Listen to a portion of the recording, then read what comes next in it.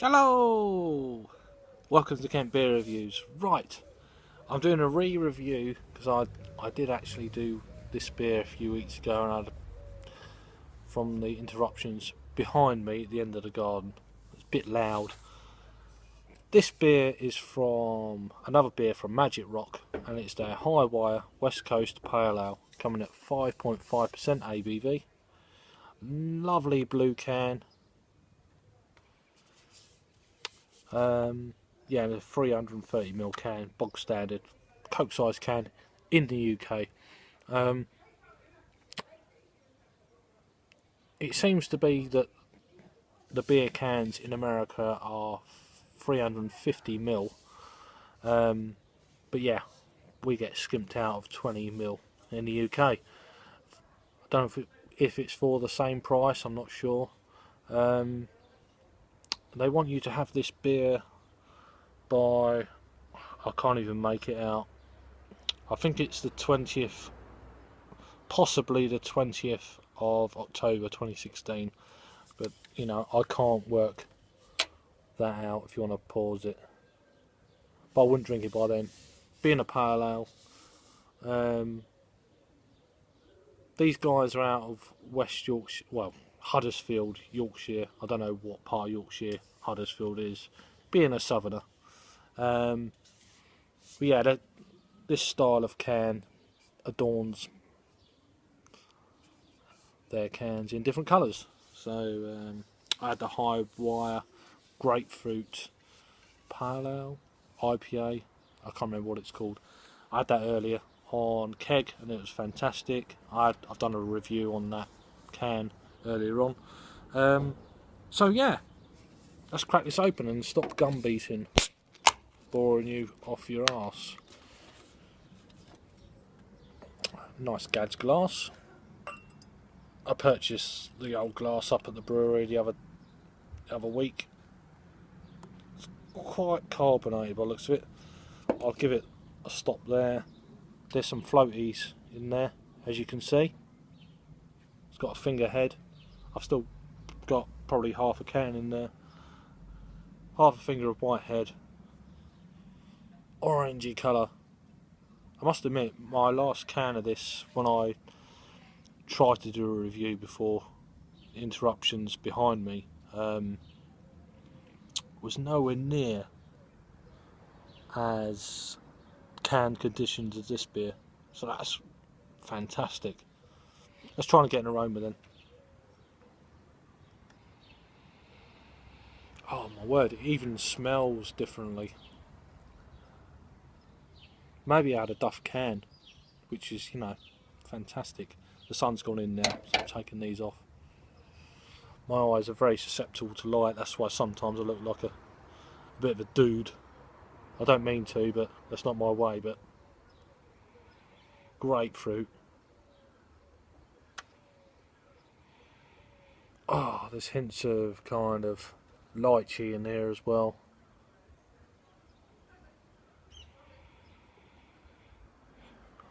Citriness. There's a little bit of kind of maybe tangerines.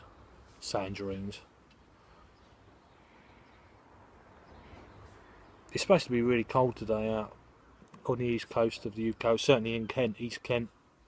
It's ridiculous. They've got the weather wrong all week. Fantastic. It's been good. Let's get an aroma. I've done the aroma. I've had a few beers. Excuse me. Let's get a taste then. Cheers. 4 minutes in. God.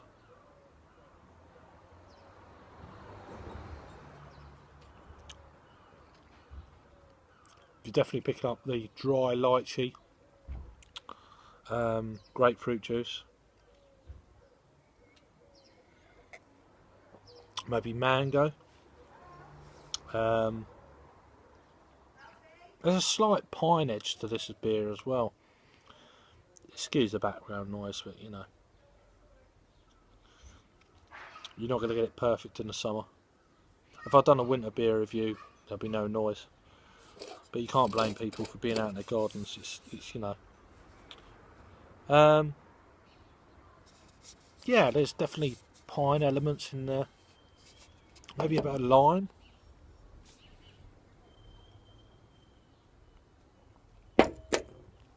There's not much information on the can. As I said, ingredients: water, barley, hops and yeast. But obviously, predominantly barley gives off a sweetness, I find. Yeah, these guys out of Willow Park Business Centre, Willow Lane, Huddersfield, United Kingdom, Yorkshire, basically. Best before sea base, I've done that. So yeah, MagicRock Brewing.com. Check them out. They are a brilliant brewery. I don't like swearing on beer reviews, but sometimes, it gives the impression that, yeah, that's what I mean. So I've actually been debating whether to actually rate beers. I don't know. I just find it a little bit. I don't know. We'll see how it goes, but maybe in the future I may not even rate beers. We'll see. We'll see how that goes.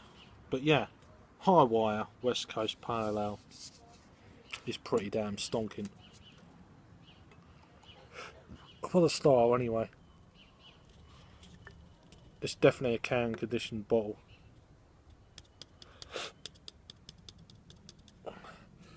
It's probably one of the most sedimented sedimented canned craft beer I've ever had. Look at that. There's nothing wrong with that. There's nothing wrong with the beer. If you see this in a beer and you try it for the first time, don't fret. Honestly, it's meant to be like that. It's a natural carbonation that they use now, or in a lot of craft beer breweries now. So it's natural carbonation instead of forced carbonation that you get all this ridiculous volcano of carbonation in your bog standard lagers, the crappy lagers you get in pubs these days. This is how carbonation should be, in my eyes, because this is the beer I drink now. So there's nothing wrong with that. You probably won't escape pouring this out in a craft lager. I keep saying craft lager, in a craft beer can. But if you've got a bottle, look at the bottom before you open it. If it's got a sediment level of, I don't know, 2 or 3 centimeters, just pour it slowly. If you don't want all that stuff in the bottom from the bottle in your glass, just pour it slowly.